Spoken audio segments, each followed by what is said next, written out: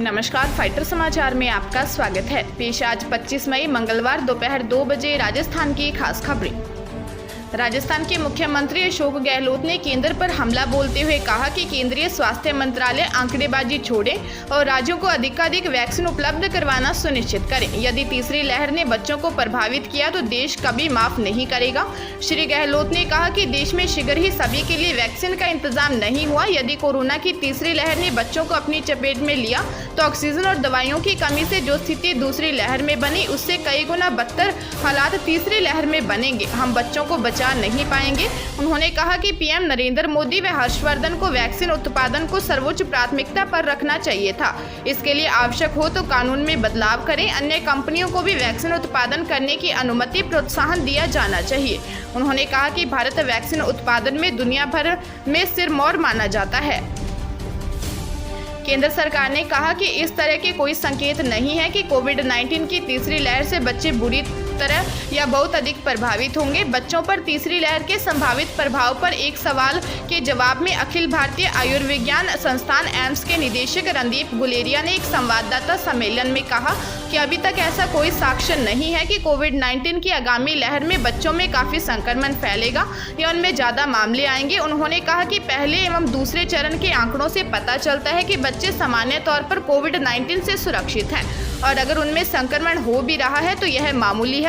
बहरहाल उन्होंने कहा कि शिक्षा, तनाव और मानसिक मुद्दों, स्मार्टफोन पर निर्भरता, लत और शिक्षा में बाधा के चलते महामारी के दौरान बच्चों पर असर पड़ा है। इसलिए इस तरह के संकेत नहीं है कि तीसरी लहर से बच्चे ज्यादा प्रभावित होंगे।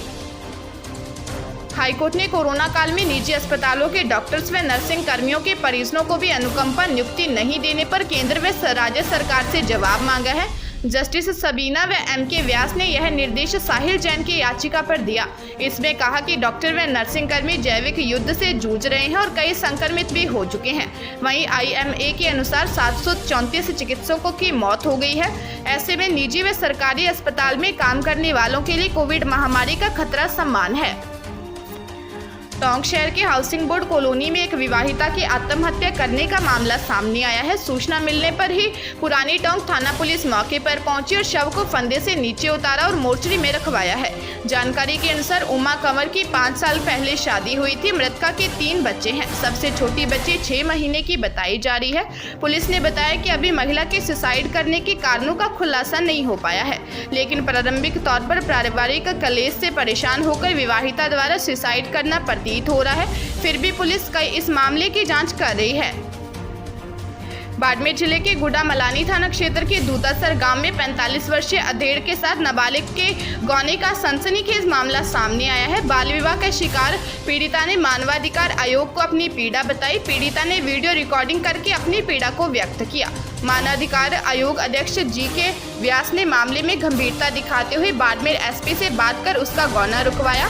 SP के निर्देश के बाद पहुंची पुलिस टीम ने कार्रवाई करते हुए मुख्य आरोपियों के गिरफ्तार करने के साथ कुछ रिश्तेदारों को भी पाबंद किया। नाबालिग ने आयोग के समक्ष खुद व परिजनों की जान को खतरा बताया था। पुलिस मामले की जांच कर रही है। दिल्ली पुलिस की विशेष प्रकोष्ठ की टीम ने कथित कोविड टूल किट मामले की जांच के संबंध में ट्विटर इंडिया के दिल्ली और गुड़गांव स्थित कार्यालयों पर छापा मारा। पुलिस ने एक वरिष्ठ अधिकारी ने बताया कि विशेष प्रकोष्ठ में 2 टीमें ट्विटर इंडिया के लाडो सराय और पड़ोसी गुड़गांव शहर में स्थित कार्यालयों में थी। उन्होंने बताया कि टीमें टूल किट की जांच के मामले में वहां थी। अधिकारी ने बताया कि विशेष प्रकोष्ठ में कथित कोविड-19 टूल किट संबंधी शिकायत को लेकर ट्विटर को नोटिस भेजा है और भाजपा नेता संबित पात्रा के ट्वीट को भ्रमित करने वाला बताने को लेकर माइक्रो ब्लॉगिंग साइट पर स्पष्टीकरण मांगा था। दिल्ली पुलिस ने जनसंपर्क अधिकारी चिन्मय बिस्वाल ने बताया कि ऐसा प्रतीत होता है कि ट्विटर के पास कुछ ऐसी सूचना है जो दिल्ली पुलिस के पास नहीं है और यह जानकारी जांच में जुड़ी हुई है। संघ लोक सेवा आयोग के कंबाइंड डिफेंस सर्विसेज एग्जामिनेशन 2020 का फाइनल रिजल्ट जारी कर दिया गया है। नतीजों की घोषणा 24 मई को की गई। आयोग ने 147 उम्मीदवारों की लिस्ट जारी की है जिन्होंने CDS परीक्षा 1 और इंटरव्यू फाइनली क्वालिफाई किए हैं। इसमें 96 नाम ऑफिसर ट्रेनिंग अकेडमी पुरुष और 51 नाम ऑफिसर ट्रेनिंग अकेडमी महिला की है। परीक्षार्थी लिस्ट UPSC की ऑफिशियल वेबसाइट पर जाकर चेक कर सकते हैं। मेरिट लिस्ट में मेडिकल एग्जामिनेशन का रिजल्ट शामिल नहीं किया गया है। अब इन उम्मीदवारों को अपने एजुकेशनल क्वालिफिकेशन के सत्यापन आर्मी हेडक्वार्टर पर जाना होगा। हरियाणा के मंडी आदमपुर थाना अंतर्गत आने वाले गांव भाणा में एक व्यक्ति ने अपनी पत्नी के साथ अवैध संबंध के शक के चलते उसके प्रेमी के 9 वर्षीय बेटे सुमित को नहर में फेंक दिया, जिससे उसकी मृत्यु हो गई। सूचना पर पहुंची पुलिस ने शव को नहर से बाहर निकलवाकर अस्पताल की मोर्चरी में रखवाया है। पुलिस ने मृतक के पिता की शिकायत पर एक महिला सहित 5 लोगों को नामजद कर उनके खिलाफ मामला दर्ज किया है। पुलिस ने बताया कि सुमित के पिता विनोद ने बताया कि उसका बेटा सुमित गली में खेल रहा था, उसे सुनील बहला फुसलाकर अपनी मोटरसाइकिल पर ले गया। पिता विनोद ने जब सुनील से उसके बेटे के बारे में पूछा तो उसने कहा कि उसे नहर में फेंककर मार दिया है। विनोद ने बताया कि सुनील अपनी पत्नी के साथ उसके अवैध संबंध होने का शक करता है। पुलिस ने मामला दर्ज कर जांच शुरू कर दी है। बाड़मेर जिले के गुड़ामलानी विधायक हेमाराम चौधरी इस्तीफा मामले में नया मोड़ आया है। मिली जानकारी के अनुसार राजस्थान विधानसभा सचिवालय ने हेमाराम चौधरी को पत्र भेजकर व्यक्तिगत रूप से उपस्थित होने के निर्देश दिए गए हैं। पत्र में लॉकडाउन समाप्त होने के बाद 7 दिवस में उपस्थिति के लिए कहा गया है।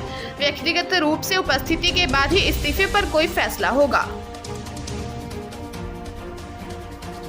ताजा तरीन खबरों के लिए फाइटर न्यूज को सब्सक्राइब करें और बेल आइकन को प्रेस करें ताकि नई न्यूज अपडेट होते ही आपके फोन की घंटी बज जाए। Once again